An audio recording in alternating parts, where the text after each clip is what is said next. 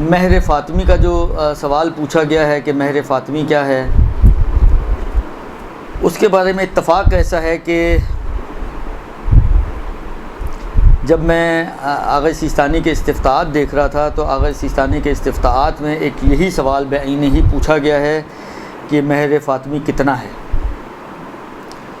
اور آغا سیستانی نے وہاں پر اس کا ایک جواب دیا ہے۔ میں اسی سوال جواب کو آپ کی خدمت میں کوٹ کر رہا ہوں۔ دیکھیں، یہ چیزیں ایسی ہیں کہ بالآخر یہ کوئی اتنی تقلیدی چیزیں نہیں ہیں۔ تقلید اگر ہمیں کرنی ہے تو اس مسئلے میں کرنی ہے کہ آیا مہر ہونا چاہیے نہیں ہونا چاہیے، بغیر مہر کے اگر عقد پڑا جائے تو کیا ہوگا کیا نہیں ہوگا، یہ سارے جو مسائل ہیں۔ اما مقدار کے لیے قانون انہوں نے دیا کہ ہر وہ چیز جو مالیت رکھتی ہو، قیمت رکھتی ہو، کوئی بھی ایسی چیز جو ہے وہ مہر قرار پا سکتی ہے۔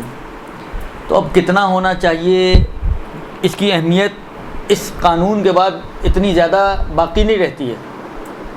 وہ آپ کا دل چاہ رہا ہے 50 روپے رکھیں، آپ 50 روپے رکھ دیں۔ آپ کا دل چاہ رہا ہے آپ 5 لاکھ روپے رکھیں، اگر لڑکا مان دے تو آپ 5 لاکھ روپے رکھ لیں۔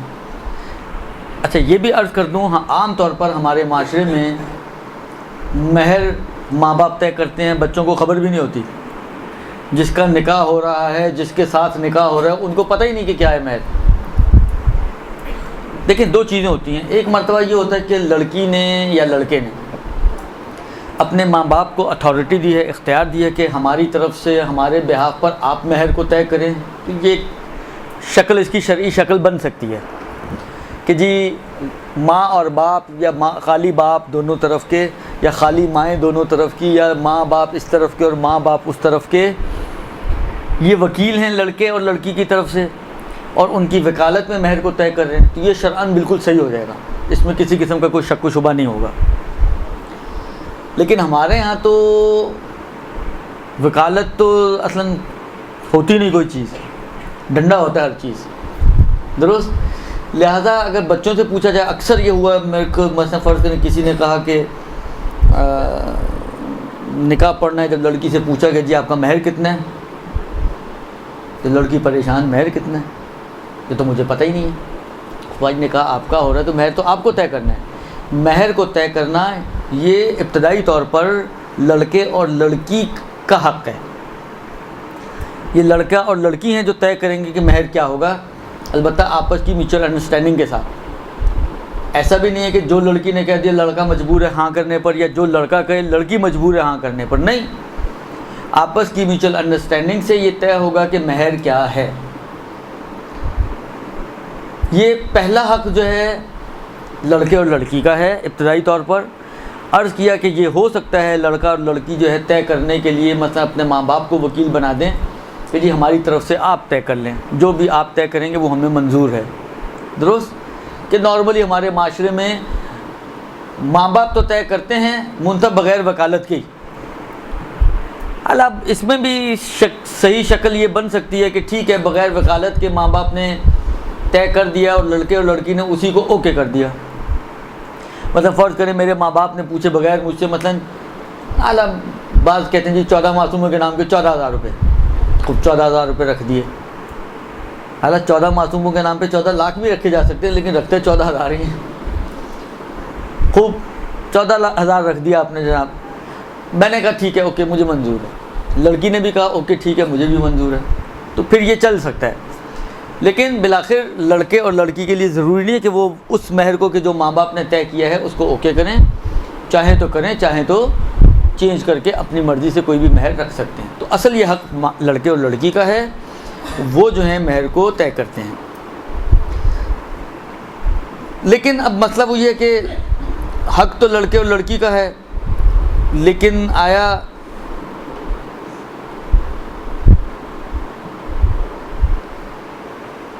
اچھا یہ بھی لوگ بہت سوال کرتے ہیں مہر سنت کیا ہے۔ بعض روایتوں میں یہ موجود ہے کہ مہر سنت جو آئمہ نے اپنی زوجات کے لیے قرار دیا، یا بعض جگہ پہ جناب زہرا کے حوالے سے بھی آتا ہے کہ جناب زہرا کے لیے قرار دیا گیا، وہ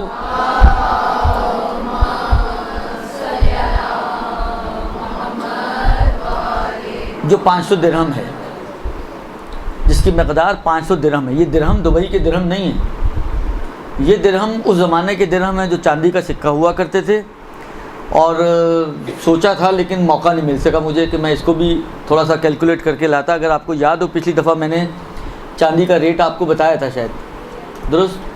میرا خیال ہے 81 روپے کچھ تھا شاید, 81 روپے 60 پیسے تھا, یا آخر حال 81-82 روپے لگ بھگ کچھ تھا. اور ایک درہم جو ہے, جو مجھے یاد پڑ رہا ہے اس وقت, جو پچھلی دفعہ بھی میں نے عرض کیا تھا شاید, کہ 2.6 گرامز کے لگ بھگ ہے, جو میرے ذہن میں ہے.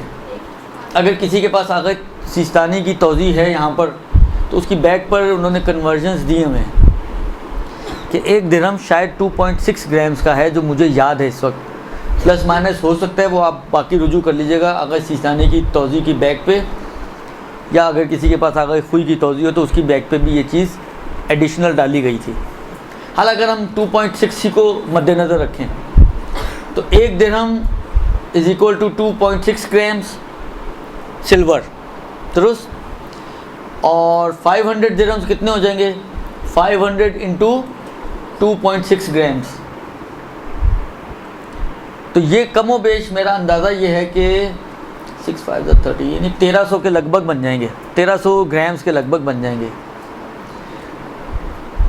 کیونکہ 2 گرامز اور 500 تو 1000 گرام تو یہی بن گئے. 0.6 بھی ہے تو 0.6 کو 2 سے اگر آپ ملٹیپلائی کریں, 500 سے ملٹیپلائی کریں تو 6×5=30 300 کے قریب وہ بننے چاہیے. تو 1300 گرام ہیں جی 1300 گرام مہر سنت بن جائے گا درہم سلور. اور 1 گرام سلور تقریباً, حالانکہ اگر آپ 82 سے بھی ملٹیپلائی کریں تو 1300 ملٹیپلائی بائی 82, اب جو بھی جواب آئے اتنا, اب اس سے زیادہ حساب میرا جواب دے جائے گا, درست؟ اگر آپ لوگوں کے پاس کیلکولیٹر موجود ہے کسی کے پاس, جی 3,06,000 1,06,000 بقول ان کے, درست؟ اعلیٰ یہ لگ بھگ یہی بنے گا جو انہوں نے بیان کیا ہے. 2.6 انٹو 500 انٹو, حالانکہ 82 مجھے تھوڑا زیادہ لگ رہا ہے, لیکن راؤنڈ فگر کے لیے 1,06,600 روپے یہ مہر سنت بنتا ہے مقدار کے اعتبار سے. اگر اس کو روپوں میں آپ تبدیل کریں تو 1,06,600 روپے. یہ آج کے ریٹ کے حساب سے یہ پلس مائنس ہو سکتا ہے. ایک زمانہ تھا, شاید میں نے پہلے آپ کی کلاس میں بھی عرض کیا تھا, 4-5 سال پہلے ایک نکاح پڑا تھا, اس وقت جب کیلکولیشن کی تھی شاید 84,000 کے لگ بھگ بن رہا تھا. آج 4-5 سال بعد یہ 1,06,000 پہ پہنچ گیا ہے. ممکن ہے 4-5 سال اور آگے گزرے تو تھوڑا اور بڑھ جائے. پلس مائنس یہ ہو سکتا ہے. کنورژن کا طریقہ میں نے آپ کو بتا دیا, آپ اس کو اس طرح سے کنورٹ کر کے روپیز میں بنا سکتے ہیں کہ یہ اتنے روپے مہر سنت کے جو ہے آپ کا بن جائے گا.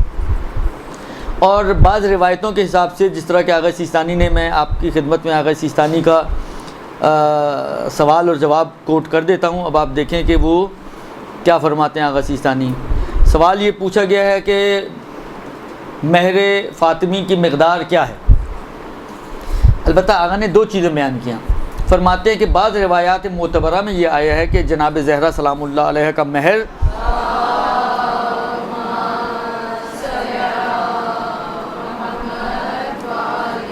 ایک زرہ تھی کہ جو 30 درہم کے برابر تھی.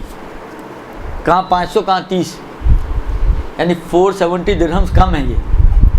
بس بعض معتبر روایتوں میں جناب زہرا کا مہر ایک زرہ تھی کہ جو برابر تھا 30 درہم کے. تو اس کے حساب سے اگر آپ دیکھیں تو 30 انٹو 2.6 انٹو 82, تو یہ بہت ہی کم مقدار بنے گی. شاید یہ پتہ نہیں 14,000 تک بھی پہنچتی ہے نہیں پہنچتی ہے, درست؟ 30 انٹو 2.6 انٹو مثلاً 82, تو یہ جو بھی اماؤنٹ بنے گی ان روایتوں کے اعتبار سے یہ مہر فاطمی ہو جائے گا.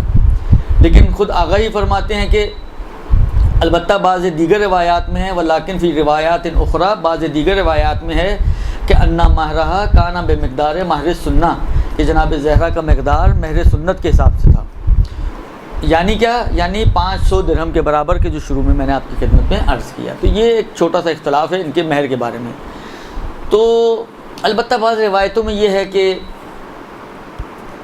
عورت کے محسنات اور اچھائیاں اور خوبیاں جو بیان کی گئی ہیں, اس میں ایک صفت یہ بیان کی گئی ہے کہ قلیل المہر ہو وہ کثیر الاولاد ہو. ہمارے ہاں معاملہ الٹا ہو گیا ہے. اولاد کے بارے میں 2 بچے خوشحال گھرانہ، اور مہر کے بارے میں لاکھوں روپیہ مہر آج کل چلتا ہے. تو بالآخر روایتوں کے بالکل برعکس کہانی چل رہی ہے اس وقت معاشرے میں.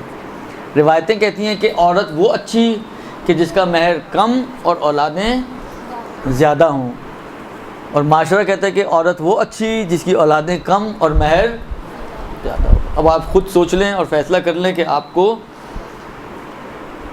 کیا لینا ہے. آیا ان روایتوں پر عمل کرنا چاہیں گی یا ان روایتوں پر؟ یہ تو پہلا سوال ہو گیا اور اس کا جواب. برحمتك يا أرحم الراحمين وصلى الله على محمد وآله الطاهرين.